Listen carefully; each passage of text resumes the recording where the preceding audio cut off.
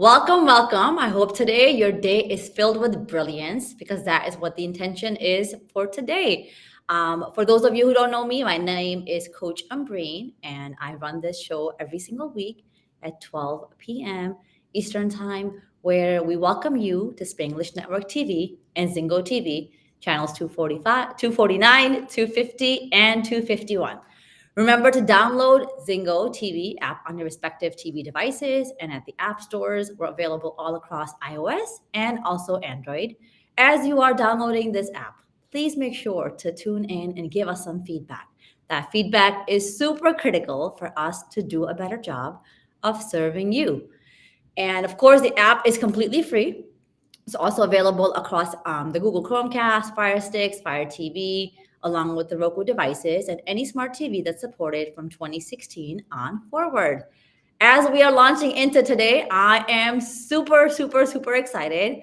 I've got one of my homegirls on. Today, we have brought upon Coach Izzy Chinchay, who is a remarkable human, but a brilliant coach indeed. She's somebody who does the work and is currently an entrepreneur and is super passionate about soccer. So she works with individuals to recruit them and to make them skill up. But that's not all. As we dive in deeper, you will hear so many amazing things about Izzy and how she continues to trailblaze and just set an example of who she wants to be, which is why she is welcomed here on Lead with Intentions.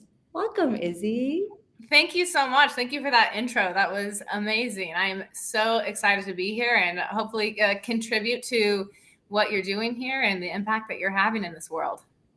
Yeah, well, that's perfect because tell us something about you. Who are you and what is it that you do? So, as you mentioned, I am an entrepreneur and a coach, a daughter, a sister, a friend, many other things. But as far as my work goes, I am very passionate about business, about scaling my coaching business, about helping as many players as possible move on, play in college, play to the next level, fulfill their dreams, enjoy the sport. I feel like that's something that's lost now. We're just like grind. We got to be D1, we got to be professional, or it's nothing.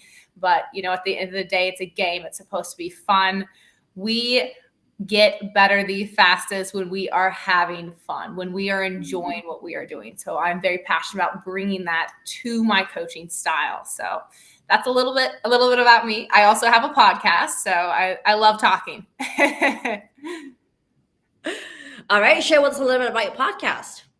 So my podcast, I do a lot of solo shows where I mainly talk about the realm of personal development. And I share a lot about my life, things that I have been through. I just really try and be as real, as raw, and as honest as possible, even when I don't want to. And then I also bring on lots of coaches, entrepreneurs, and business owners. I've had you on the show. So within that realm, I also like to bring on athletes, everyone kind of in that space so that I can add value to the listeners, interview people who are knowledgeable in their realm and let them share to the listeners and hopefully add value. That's what we're trying to do. So, yeah. 100%. So you mentioned a little bit about adding fun. And I know you and we've talked about that a little bit of how we do incorporate a lot of fun into coaching, which isn't traditional, right? So tell our viewers here who are listening and who actually just want to have fun in life or even think of fun in sports together. Yeah, I think, I work under the concept or try to work under the concept of reverse engineering. And when I think about what it is to have fun is when we're having fun, we're not afraid of failure, right? And we're not trying to be perfect.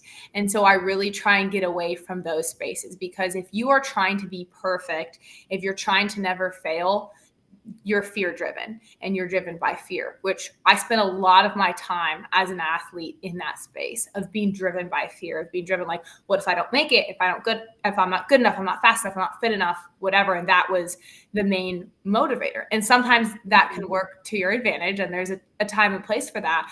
But then I was like thinking about that on the other side.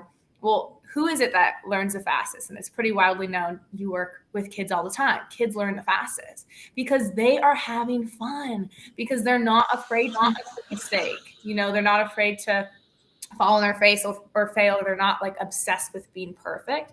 So Mm-hmm. my athletes will make a mistake and I tell them, like, I don't care. No one cares. It's not a big deal. Shake it off. I tell them like that. Sometimes I'm like, just loosen it up. Like, let's laugh a little bit, put a smile on your face. So that's kind of the part of the philosophy in that space. And let me ask you this, for everyone who's listening, who's like, yeah, Izzy, have fun, laugh it off, like just, like get over it, move on. How often does that work? Or what's something that you can give our viewers who are watching here? Maybe a quick, short tip for it to actually be effective. To have fun. Yeah, I think the first thing is to not take yourself so seriously. That's something I've struggled with my whole life. Like, everything was always so serious for me. I was like, this is do or die, which again isn't always bad. It can be good. It can, drive excellent results. But on that end of things, you can get burnt out. You can get burnt out much easily. So I would say something that I do and I teach my athletes is to simply just put a smile on your face. And you put a smile on your face, you give someone some cheese, like, your body has a response to that. And your body can automatically, like, let some tension go. Like, I can smile right now, okay? And then you connect to your smile. And then once you're smiling, it's so much easier to connect to a laugh, right? If you don't have it, like, we smile before we laugh, right? So if I have no smile on my face, I'm not going to be able to connect to a laugh. And I think laughing is probably one of the most fun things that you can do.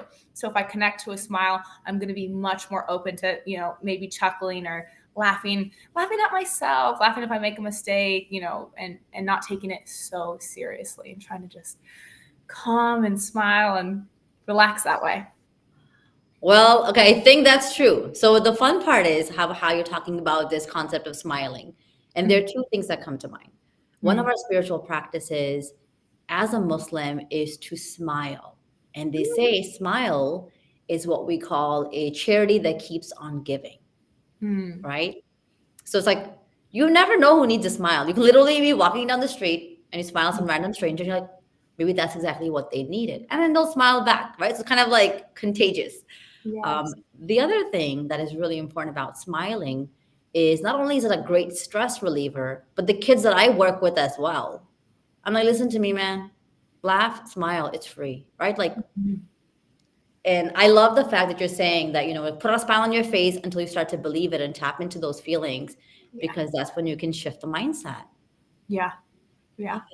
And go ahead. Go ahead. You go ahead.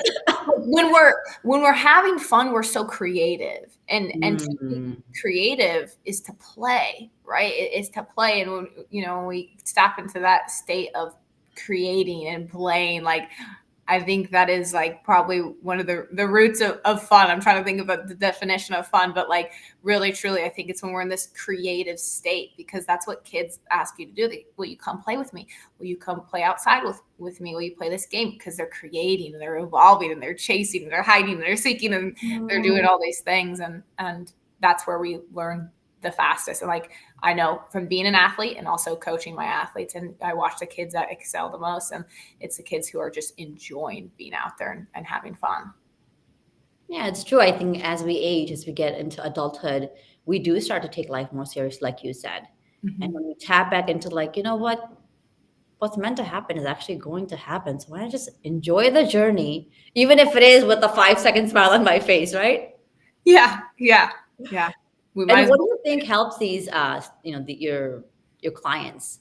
What do you think is the one advice that you give them? Well, what do you think helps them to make them realize that this is not the end all goal, right? Like, how do they get past this? Because I know everyone's like, I have to build a caliber, I have to build my skill set, I have to be seen, I have to get recognized, I have to go into college, and there's so many stresses that people have, because they need to make it, so to speak.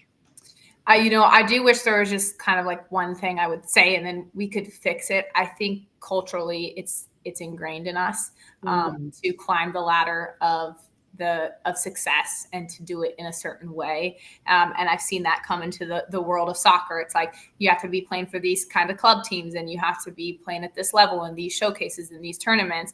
And if you do all of these things, then you will find success. Then you will be proud of yourself. And instead of, well, first of all, maybe my end goal isn't to go all the way. Maybe it is just to enjoy it and stay healthy and stay fit. But also, like, we got to start rewarding the work instead of the success. And if you can start rewarding your work more than anything, that's going to make a big shift, because then your value and your self-worth isn't dependent on the scoreboard. It's not dependent on anything else other than, I gave a good effort. I gave my best effort, and I'm able to be proud of myself. All right. So for those of you who are zooming in, tuning in, watching, listening, we always talk about the need to take notes, the need to do the work. When you come on these, on this podcast or on this show specifically, I really want you to look at this as a place and a way of learning.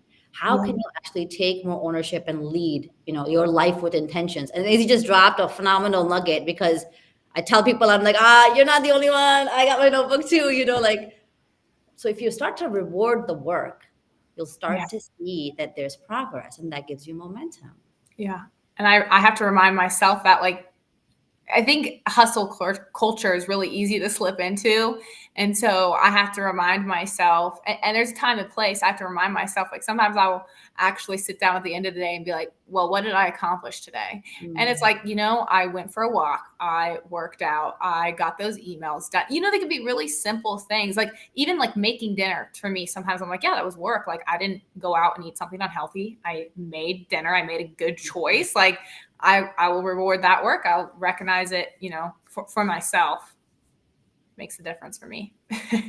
No, definitely, because that's something that I often talk about here on the show as well, is this necessity to champion your own self, right? Cheer yourself on, because you're the only one. Let's say you were just like, man, I don't want to cook today. I just not feeling it. But you had the courage to say, you know what? I made a commitment to myself. I'm going to eat healthier. So that means I'm going to go ahead and cook today. And then you did it. It's all in your mind, but you can reward yourself for it, right? And I love listening to that. And I love hearing that. Good. I'm glad. I got a good talk about it this morning, actually. Before I came on, I was talking to a good friend, and she said, I think I'll start posting on. I always told myself I'd start posting on social media once I finish my PhD, like once I graduate with, my PhD. And I said, if you keep on waiting for the next milestone, you'll never feel worthy of it, because you're putting your worthiness in accomplishment. And she was like, oh my gosh, you're right. I said, you know what? Start posting now, girl. You're good. Okay. So do not put your worthiness in accomplishments. Wow. Yeah. How often do you think we do that, Izzy? All the time. I do it all the time. I've done that probably most of my life. I think, it's not some line you cross and you're like, all right, I'll never do that again. You try, but I think our society is set up that way. Like, we reward the success, the finished product, not the behind the scenes, not the little things as much as I think would be beneficial for us all to do. Okay, what I loved is what you said, and I really want to dive in deeper a little bit into. I said I had done that most of my life, so it's kind of in the past. Now you're mindful about it. What actually allowed you to change that habit or that behavior?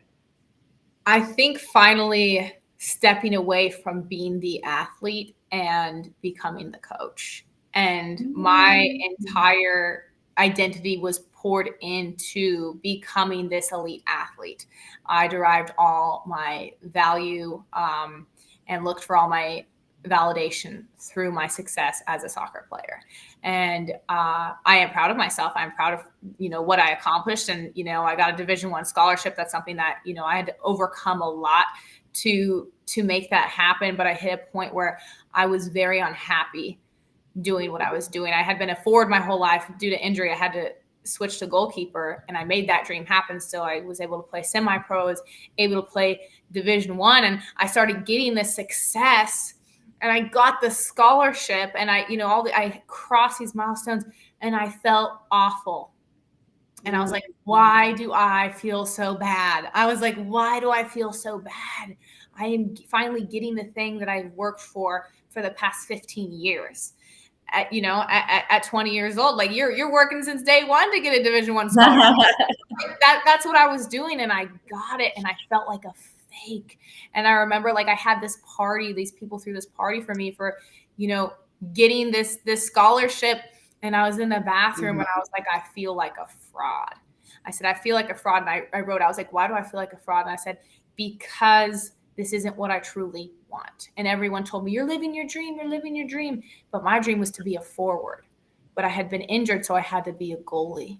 And so I had to, eventually come to terms with that and make the decision to walk away from that dream, which was one of the hardest decisions of my life. But that's where I started to make that shift and be like, that was an accomplishment in its own, walking away from something because I knew that wasn't for my highest good.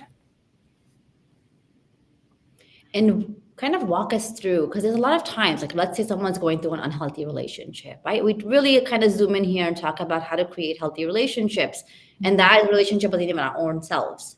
What was that self dialogue that you had to overcome, and what was going through your mind to be like, okay, it's required for me to walk away or step aside? Yeah, that's a great question. I think a lot of it was I lived in this space for a long time where I believed that if I wasn't to some degree suffering, if I wasn't miserable to some extent, I was not moving forward. If I wasn't in such an intense grind that it almost every day sucked to some capacity, I wasn't moving forward. And I started to really look, I was like, I dread every single day of training. I dread getting out there. And I was like, did this always used to be this way? And the answer was no. And I was like, is this how it is for everyone? I was like, no, it's not. And I was like, then why am I going to keep myself in this place of suffering? And I realized it was most comfortable for me to be there. It was most comfortable to suffer to that extent. And that's why I really started going, okay, all right, we gotta redo some thinking and redo some patterns in my brain. And it's still something we work on.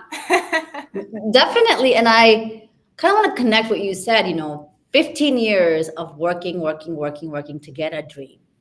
Yeah. You accomplish the dream to find out that, what, this is not how I want to feel. And it's so beautiful because as human beings, we always are looking for those feelings. And Yes. many times we don't feel the feelings, right? And So that's why I think so much trouble starts, right? so good. I mean, that's you nailed it right there. When we don't feel the feelings that we think we're going to feel. And that's where I started to shift is like, I decided if I am not enjoying the ride of my life, it's not worth it. And I was not enjoying that ride. And I said, I'm not going to, stay on a bus to, get to a certain destination and hate the bus ride. And even as like an entrepreneur, I thought for a long time, like it had to suck. Every day had to suck. Every day had to, feel like I was never going to make it. And I was going to go broke and I wasn't going to hit that. And I wasn't going to enjoy anything or treat myself. And I said, I'm not doing it that way. And I know that's kind of the culture is like, yeah, you have to pay your dues and you have to da-da-da. And I said, you know what? That's not worth it to me. I'm going to do it my way. I'm going to do it my way. And my way is beautiful. I love your way. I'm on the bandwagon of your way too. Yesterday I was reading an article and it was talking about this man's like, well, when you become an entrepreneur, it's the grind. You work 20-hour days and you do this and all these things. And I said, why are we promoting that mindset to say, forget sleep, forget healthy relationships, forget well-being, and all you're doing is this grind, only to, like Izzy said, 15 years later, yeah, you may be a multimillionaire, but what did you lose along the way? Yeah. I think that's key, right? Because if you lose yourself and the essence of you, or why you even did it, yeah, what's the point? Yeah. And it's like, what if I need to go a little bit slower and it needs to take me a couple more years to get there, but those years weren't terrible and I enjoyed them and they were more fruitful, that is well worth, prolonging some sort of monetary wealth. I'm like, okay, if I need to slow up a little bit so I don't compromise my relationship with my fiance, done, no problem. I got date night 3 nights a week. Let's go. I love what you said because I'm, as you know, like I'm super big on this concept of authenticity. Yes. And authenticity is like just customizable, right? Today I could be crushing it with my, with my schedule and just staying on top of things. And there are some things like today in the morning, I was like, nope, you can't start working right now. I know the kids are gone to school, but you need to walk. And I was like, walk? I was like, walk. And I just walked. I walked for like a good 45 minutes, trying to kind of see what's going down. What are these emotions that are coming up? And why are they coming up? Oh, I was yeah. able to let go. And I was like, I had to forgive 5 people. I was like, oh, that's what you were holding on to. Yes. And I I love think, that. and I think that's key, right? Like what you said is something that you don't hear entrepreneurs saying. If you need Yes. to slow down. Or Yeah. even for parents, Yeah. right?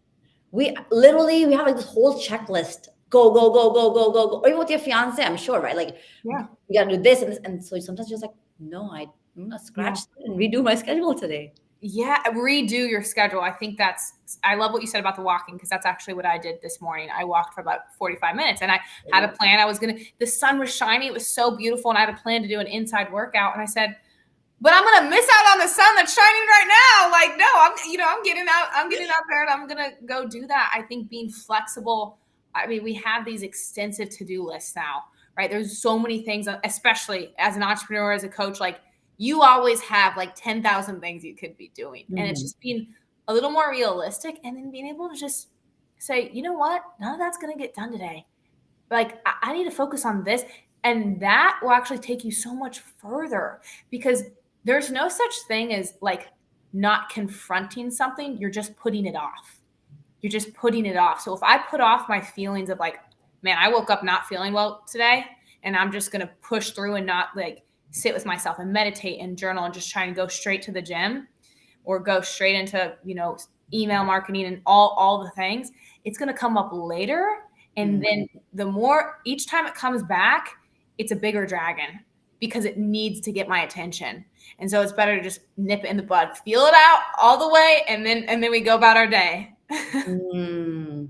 Yeah, I think there's like this beautiful mastermind I just heard recently was talking about like concept of like there's always thunder before the storm, right? So if you keep like, I'm not talking about you today. Oh, I'm not like just go do. That thunder is like that voice inside of your head saying, no, just stop pushing things off, right? Like yeah, journal a little bit longer. And you're right. That's exactly what I said to myself. I want to drop my kids off to the bus stop. We have this beautiful tradition where I am the only mother who will walk to my high school son's bus stop. And we'll walk, we'll talk, and we do three things. So for any one of you who's listening and you really want to add a little bit more connection to your family, a short way of really impacting your children and getting impacted by them too. What we do is we ask, what's your intention for the day? Like I shared with all of you, mine's having a brilliant day. Like I just wanted to be like, I felt like I was on top of my game today. What is something that you're grateful for? Before they get on that bus. And the third thing that we do is what's something that you can celebrate about yourself today, and it has to be today. Celebration has to be today because, like you said, Izzy, like I can celebrate that long 45-minute walk because the sun is shining. So it's something that they have made an intentional effort to do, which is what we actually celebrate before they get on that bus. And I think we're talking so much about just this concept of intentionality and listening to what needs to happen. What does lead with intentions or intentional living mean to you? I think it starts with just the word itself and just questioning my intent behind my actions and my simple actions. Like, what is my intent in picking up my phone and going to scroll on Instagram right now? What is the intent? Is the intent to distract me from something that I need to get done or that I need to face? Like, what is my intent with the conversations that I have? Just asking myself, what is my intent? And kind of being like, okay, don't think I like that intent that much. Like, or it's just because I'm simply distracted from like the real thing that I need to get to. And I'm a firm believer that we live in a world of distractions, and we distract and react instead of facing the things that can actually propel us forward. And I think if you just start questioning yourself, what is my intent here? A lot of the time you'll find that you're trying to distract, and then you're in a state of reaction because you've distracted yourself, and now you're reacting to that distraction. Okay, what is one thing you can share with our viewers today about how you can stay a little bit more focused and actually decrease those distractions? So for me, well, I'll start with two things. The first thing is when I've been waking up in the morning, I've been asking myself, I've been waking up with a little bit of anxiety recently. And I've been asking myself, are you thinking about the past, or are you thinking about your future? And just kind of checking in with myself. I'm like, I have this feeling rising of anxiety right when I wake up. I don't need to have anxiety right when I wake up. Nothing's happened yet. And so I just ask myself, and a lot of times it's because I'm still thinking about things from the past, and I try to like let that go. And then I just picture like the thing that I really want, like the next level, the next amount of income, the next client, the next connection, whatever it is. And I'm like, whew, okay, good. The other thing, like the more practical step as far as not reacting, distracting, is just using time blocks. Like just set a timer, and for that time, don't look at your phone.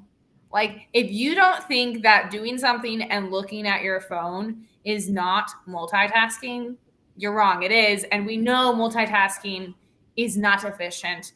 Monotasking is a much better, way to get work done in the sense of the phone.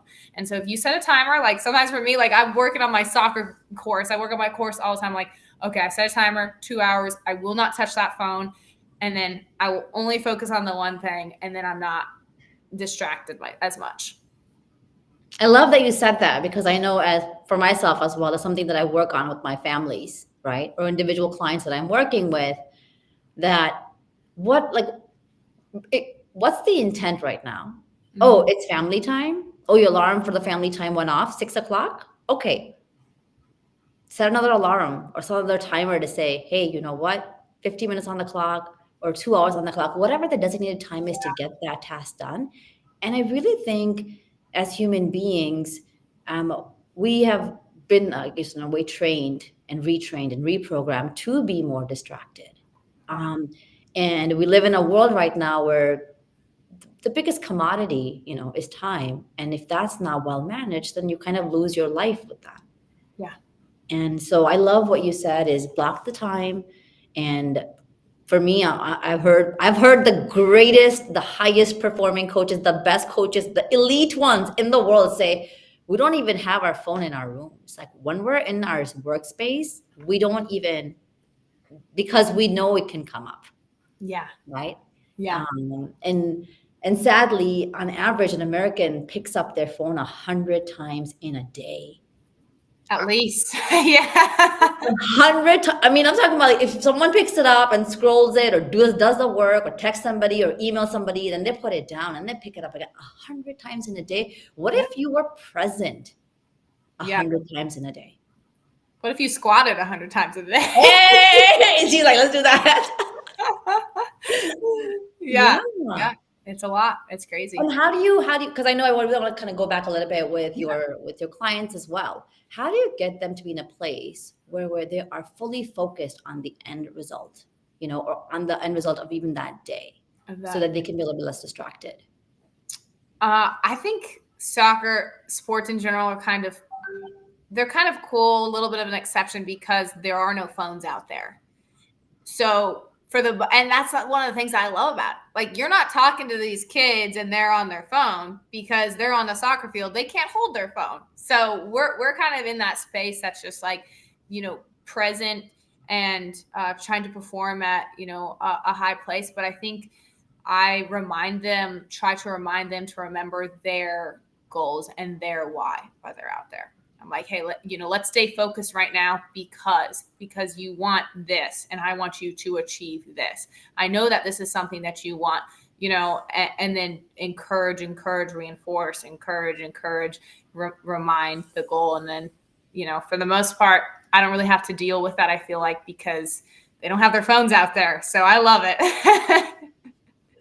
I love that because I think what I've noticed is like with my kids, they play soccer too. And a lot of time the distraction is in noticing other players, right? Mm, And their game. And yes, this then is true. the sad thing is that comparison beast comes up and Yeah. they're like, well, that person kicks stronger than me, runs faster than me, Mhm. or has more power than me. Yeah. So how do you get kids, or even I think this is even applicable to humans. How can we rewire humans to really understand that the Comparison. commitment should be with yourself. Yeah. The fact that you want to become better with yourself. So how do you get people to actually change that and become more focused in that area? Yeah, I think it's tough because we live in a world where we are comparisons at our fingertips every second. We get to look at what other people are doing with their day all the time.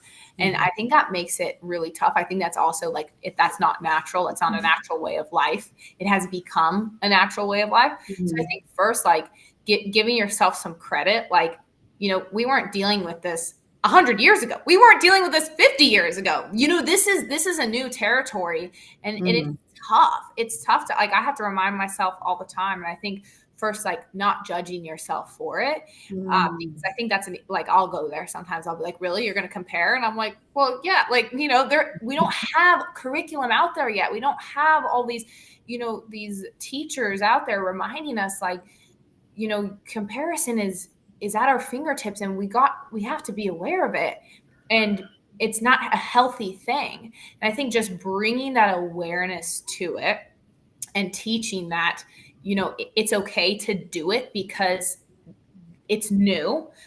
It's okay if you do it, but I don't want you to continue doing this because it does nothing for you. You get nothing by looking at what someone else is doing, and then comparing it to what you're doing. You don't, unless you're specifically trying to improve something. No, if you're comparing and go, they're better than me, wah, you got nothing out of that. And I would talk to a friend about this recently. I said, you are comparing your first draft to someone's like final product that they've been Mhm. for years. And that's what I'll do. That's what I'll do with my Instagram, with my podcast, with my whatever. I'm like, oh, but it's not like this. I'm like, yeah, because I am new. And everyone who's good at anything at one point knew nothing about that thing.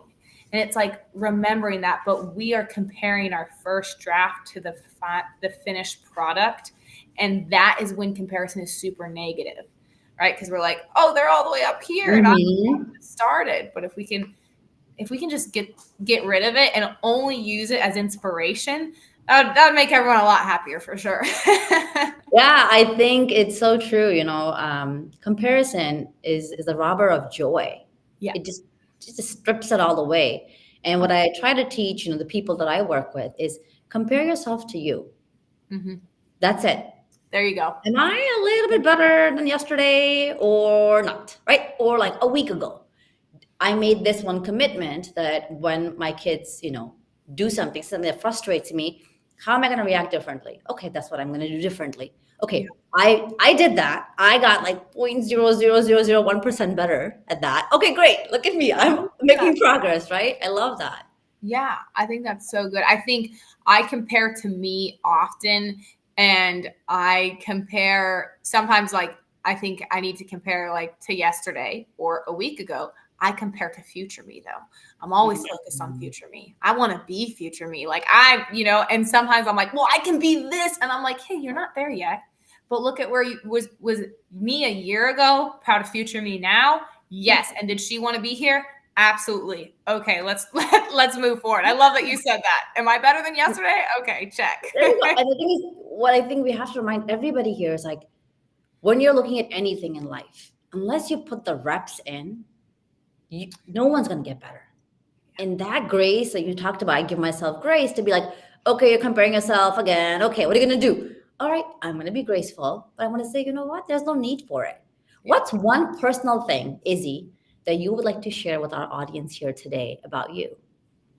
about me. I think probably that I didn't have a normal upbringing. I was homeschooled. I'm one of 8 kids, so I have 7 siblings, and I couldn't read till I was 10, and I could barely read at 10. And I thought that, I was so embarrassed by like my reading, my spelling, my grammar, all through high school, even in college. I thought that that was going to be something that was going to hold me back my entire life. Mm. And if I had let it, it would have. But it's funny to me now. It's so irrelevant in the scheme of my life, in the scheme of, you know, who I want to be. And I think just that ultimately my uniqueness helps me. And whoever is listening, your unique thing that maybe you think is holding you back might get in your way. It is exactly what you need. And it is exactly what's going to resonate with someone else, because we are most qualified to coach the people who used to be us. Mm. So our mess truly, truly is our message. Like my mess with my soccer career and every that is part of my message. Everything that I have ever been afraid of or like didn't want to share with someone is exactly what has helped people now, because I'm relatable. If I was some perfect person who had it all together and never stumbled, no one would ever relate to me. But if I can say, hey, I've dealt with this, and yeah, I wake up with anxiety sometimes, and A, B, and C, but like I'm still moving forward, I'm relatable. So don't hide away. Don't try and hide any of your flaws and your faults or things that you are embarrassed of. Like your mess is your message, and they're by design, and they're going to move you forward. All right, I love that. Your mess is your message. Yeah. I'm writing that one down. I love it. And I think that's so beautiful that you said the fact that you are unique and you are different. That's it.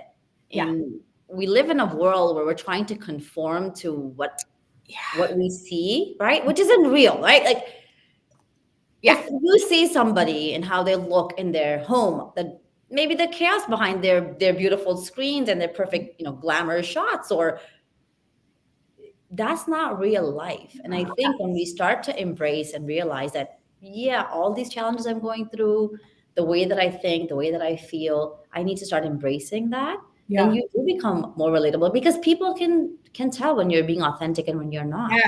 You know. Exactly. So when we're talking about these topics, right? What is one challenge that you would say you are facing? The biggest challenge you're facing with your family or a relationship? I think with my family, because I have a very large family, cutting out triangles of talking. And if I have an issue with someone, I need to confront only that person. I don't need to go to everyone else. And I think if you've grown up in a culture where we always like talk about everything, and sometimes talking negatively about someone doesn't come from a bad place, it's actually like bonding. You're Mhm. like, oh, I got to talk about this sister because now I got to get close to this sister. I think that's been the biggest challenge, and something that I've partaken in. I'm like, this is really toxic. Like, why am I doing this? I don't want to do this anymore. But I realize like over time it just creates distrust in the family and becomes really toxic. And then you're constantly afraid of who's talking about who. And I think that's probably the biggest challenge, like navigating that right now, and rebuilding these relationships and being like, hey, how can we move forward in a more productive way, but like kind of compartmentalizing that, and just my relationship with so and so is my relationship with so and so. We don't need to bring everyone else in on it. Okay, so that's a really great one because I think as families, as relationships, you can't really hide away from it. It does catch up, right? And most of the time, if you're the person talking ill about another family member, you in the back of your mind is always like, oh, someone's talking bad about me too. I'm sure they are because you are doing it. You're doing it. What's one thing? Let's say that your brother comes to you and he's talking about, your sister who right now needs more support. What is something that you can do or that you already do to be like, no, I'm not entertaining the negativity? I think part of it's hard because you don't want to offend the person who's telling you this, and this has been the family pattern. For me, it's been just trying to casually divert the conversation, honestly, and not even say, hey, I don't want to talk negative, because then I feel like sometimes that can be perceived as like, well, you're coming at me. Like I was trying to, and I'm just like, hey, I just like, I sometimes literally just say something else. And then you start talking about something else, and it doesn't have to be that big of a deal. I think sometimes that can be very helpful. It's just like not even acting like, especially because I got so many siblings. That's why I'm like, you gotta, you want to keep it kind of chill. So sometimes I'm just like, yeah, okay. Anyways, Hagrid, my dog, is so adorable. Like, I don't know, whatever. And then sometimes just say, hey, I'm trying not to, and don't make it about them. I make it about me. Like, hey, I'm really trying not to talk about anyone right now, like in any kind of way. So let's just talk about something else. But trying to make it casual helps, I I think. think harmony is important. I think it's necessity, right? For Yeah. me, harmony is something that we all should aspire to have in our lives. But I'm going to challenge you, Izzy, because I know who you are. Okay. What if I were to say, you know what?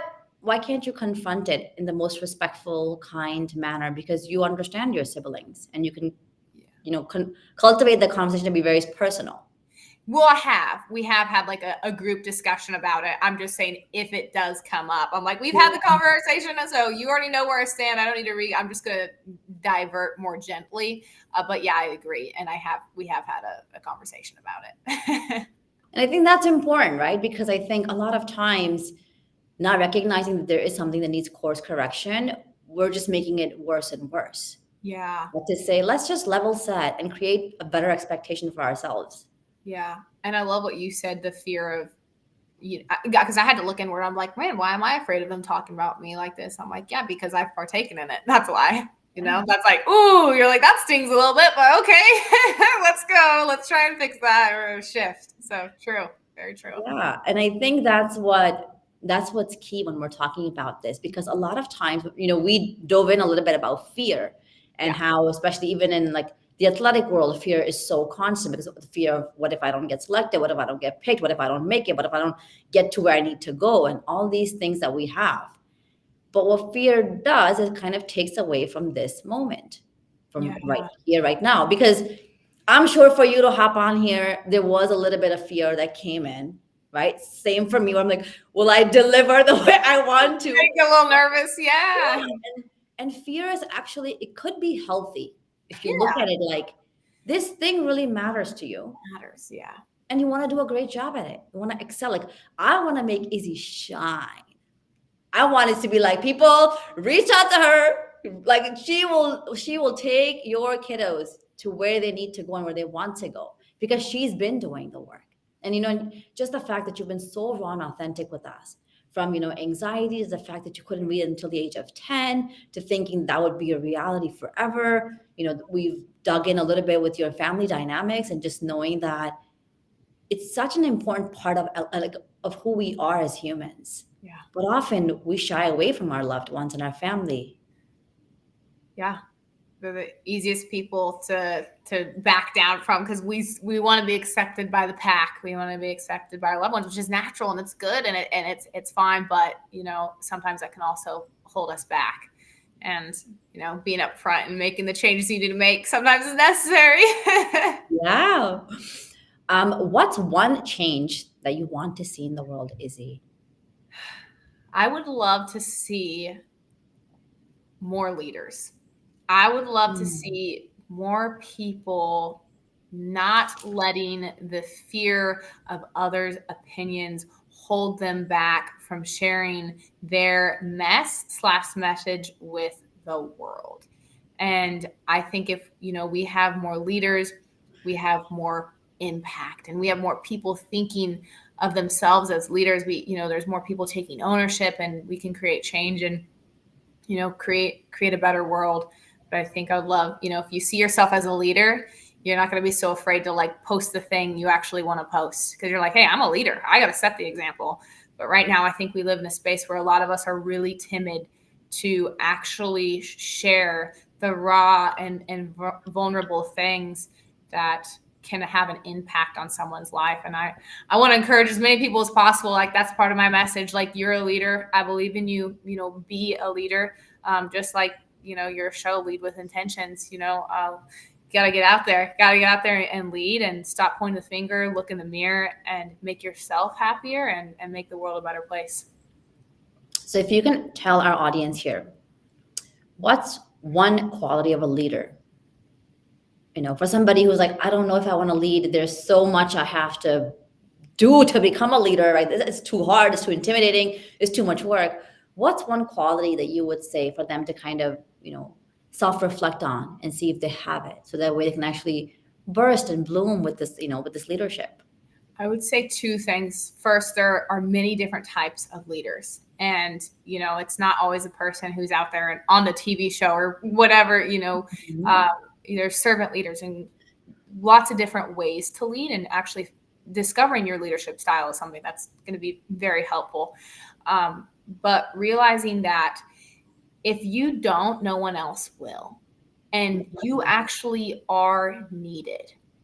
And when you realize that you are needed, man, it puts like a fire in you, because then it's not just about you getting what you want in life. It's about you having impact in the world and making this world a better place. And that is powerful. And that's where you get so much fulfillment. So I was going to tell someone, like, this is the one thing I would do. I'd be like, think about the bigger picture.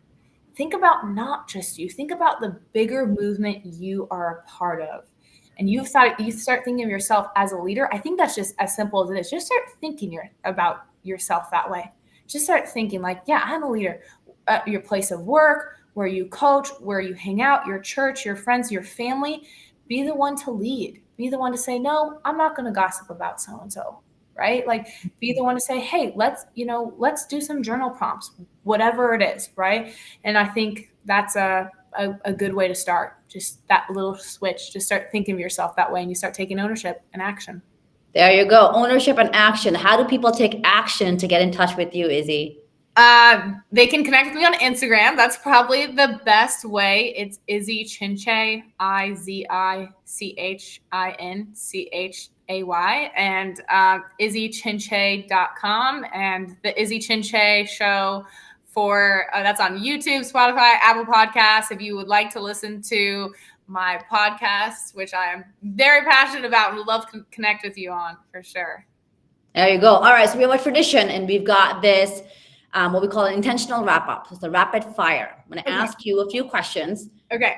One word or one sentence that comes to mind, and then let's dive in. What do you want to leave behind for the world? Inspiration. Okay. How would you know you've led an intentional life? How would I know if I've led an intentional life? I think I just feel it. I think people would feel it. I think I would feel it. I don't know. I think more than anything, I'd feel whole. I feel connected. If I feel connected, I was intentional. So yeah. Beautiful. I mean, hey, that's perfect. We were talking about a lot of feelings today. So if you can create one law in the world that everyone had to follow, what would that law be?